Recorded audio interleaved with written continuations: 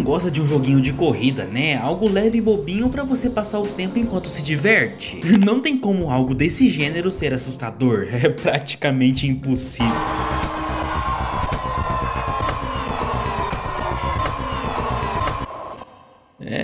Acho que eu falei isso cedo demais, já que esse não é o caso de Kitty Kart 64.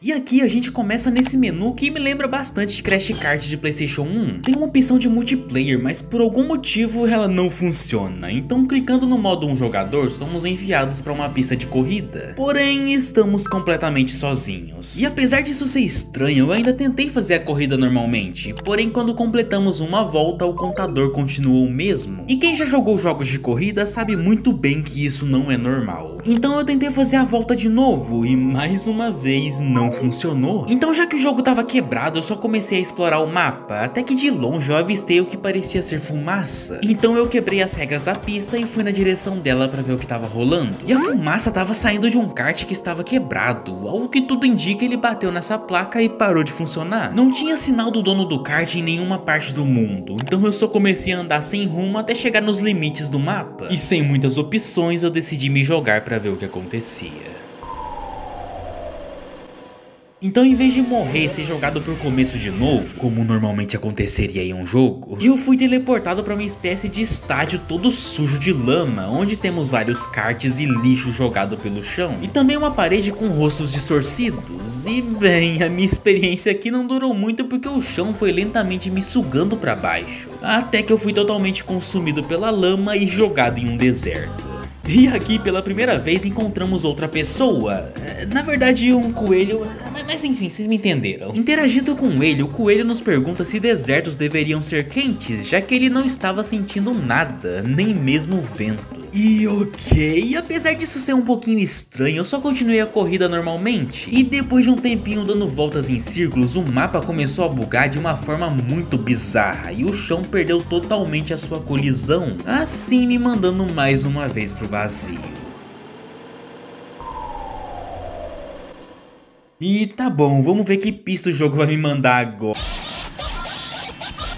Tá, que porra é essa? Tem vários corpos humanos completamente bugados agonizando no chão. Não tem como interagir com eles. A única coisa que eu posso fazer é assistir toda essa bizarrice. Então eu comecei a tentar achar a borda do mapa pra me jogar dali e ver se isso ia me levar pra outra pista igual antes. Só que toda vez que eu chegava perto de uma borda, o jogo bloqueava minha passagem com alguma parte do cenário. É como se alguma coisa quisesse me obrigar a assistir tudo aquilo que estava acontecendo. Porém, depois de muitas tentativas, muitas mesmo, eu consegui achar uma brecha e me jogar daquele lugar maldito. E fazendo isso, nós caímos em um lugar totalmente escuro, porém com vários balões flutuando e uma mensagem toda colorida dizendo parabéns. E aqui o que já era bizarro começou a ficar muito pior. No topo da tela temos o contador de balões, então é meio óbvio que precisamos estourar todos para conseguir progredir. O problema é que enquanto alguns balões fazem sons de crianças sorrindo e pessoas felizes, outros estouram em sangue com gritos de agonia e desespero ecoando deles.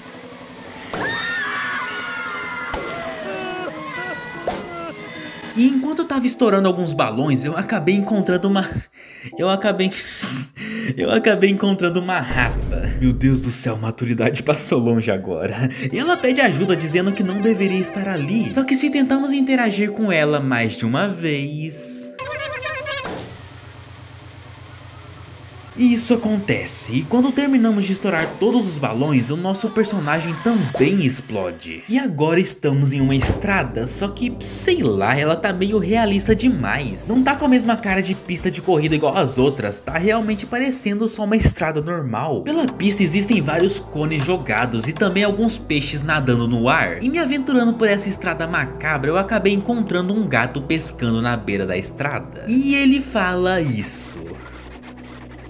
Que foi? Não tá entendendo? Relaxa que eu também não tô, porque não tem nada que faz sentido aqui. E depois de andar por muito tempo, a rua foi ficando meio que alagada. E encontramos um gato sem nenhuma expressão facial. Ele tenta falar alguma coisa com a gente, mas novamente eu não consigo ler essa linguagem esquisita. Então eu só ignorei ele e comecei a andar, e depois disso nós temos duas opções. Podemos ficar andando em círculos por toda a eternidade, ou nós podemos aproveitar essa rampa super conveniente que eu achei e nos jogar na água. Ah não, mano, espaço liminar de novo não. Fomos enviados para um estacionamento vazio e ao que tudo indica ele é infinito, então eu comecei a andar sem rumo, até que eu vi algo vermelho no horizonte e chegando mais perto eu vi que era uma seta. E seguindo na direção que ela tá apontando eu encontrei dentes jogados no chão. Sim, você não ouviu errado, são realmente dentes. E do lado deles tem a entrada para um estacionamento subterrâneo e lá dentro eu me deparei com um clima mais bizarro ainda. E sem muita opção do que fazer, eu comecei a descer cada vez mais fundo nesse lugar. E depois de alguns minutos descendo, eu encontrei algo interessante. Em todas as pistas que corremos, não tinha uma linha de chegada. Ou ela estava destruída, ou ela simplesmente não existia. Mas no fundo do estacionamento, nós finalmente encontramos uma. Então, acho que esse é o final, né? Vamos terminar essa corrida logo. Nem ferrando que furaram meus pneus. O meu carro parou de se mexer. Agora nenhum dos meus comandos tem algum efeito. Eu sou apenas um telespectador. Telespectador do que, você se pergunta? Então, dessa criatura que tá lentamente se aproximando do meu carro. Eu posso apenas assistir enquanto ela chega cada vez mais perto. E quando ela finalmente me alcança...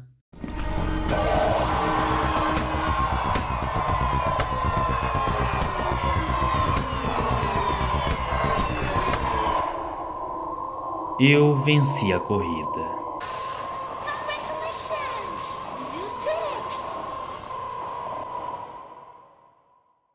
Tá, e o que foi esse jogo? Que história todas essas coisas bizarras querem nos contar? Então, de começo eu achei que ia ser uma história simples de explicar. Porém, quanto mais eu fui pesquisando pra fazer esse vídeo e fui prestando atenção em certas coisas no jogo, eu percebi que o buraco é bem mais embaixo do que eu pensava. Só pra vocês terem ideia do quão absurdo isso vai ficar, 9 círculos do inferno.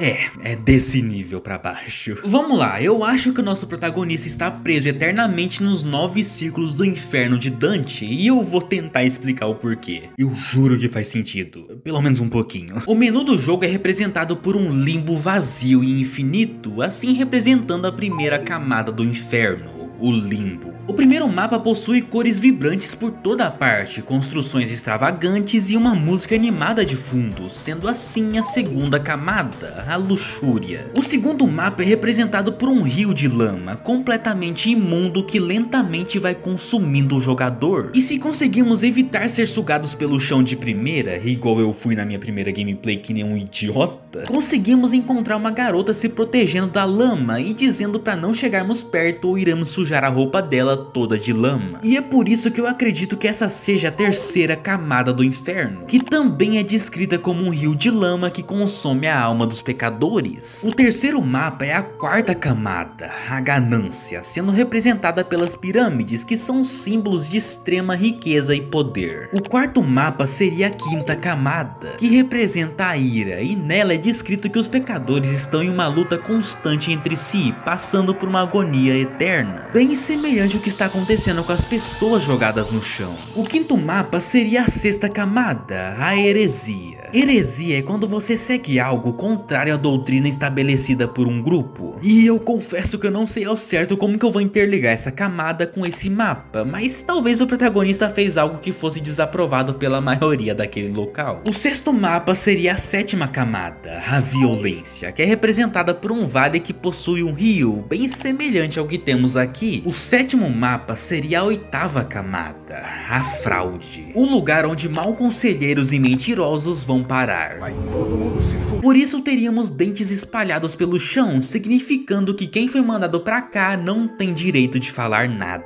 E o último mapa seria a nona camada, a traição, o local onde o próprio Lúcifer habita para punir aqueles que acabam parando por lá. E é aqui que somos traídos acreditando numa falsa linha de chegada, e onde uma criatura aparece e começa a nos espancar. Então vemos imagens de nossos dentes sendo arregaçados por essa criatura, simbolizando que não temos o direito de falar nada, pois somos apenas um pecador. Então o jogo nos dá parabéns, porém isso soa mais mais como um deboche, tipo, parabéns, você tá feliz com isso? Então o jogo fecha e a única coisa que podemos fazer é passar por tudo isso de novo. Mas tá, se o protagonista realmente tá no inferno, o que ele fez pra merecer estar aqui? E bem, o jogo não dá muita informação clara, mas eu acho que ele fez muita besteira e acabou provocando um acidente de carro que acabou tirando a vida de muitas pessoas, principalmente crianças, e é por isso que o jogo tem uma temática de corrida com vários elementos infantis. Pelo jogo é possível encontrar alguns desenhos escondidos que mostram uma ovelha, e no primeiro mundo nós temos ela do lado do kart que estava quebrado, mostrando que foi ela quem teve o acidente. E além disso, vemos ela passando pelas diferentes camadas do inferno e claramente sofrendo. Então acredito que ela seja uma representação do protagonista. O jogo pode ter escolhido nos representar por uma ovelha e não com um gato que jogamos, por, sei lá, ovelhas terem uma relação mais próxima com religião. Então, com base em tudo que nos foi mostrado e com um pouquinho de forçação de barra que o pessoal já tá cansado de ver nesses jogos, podemos entender que o protagonista provavelmente causou um acidente de carro por uma ação imprudente.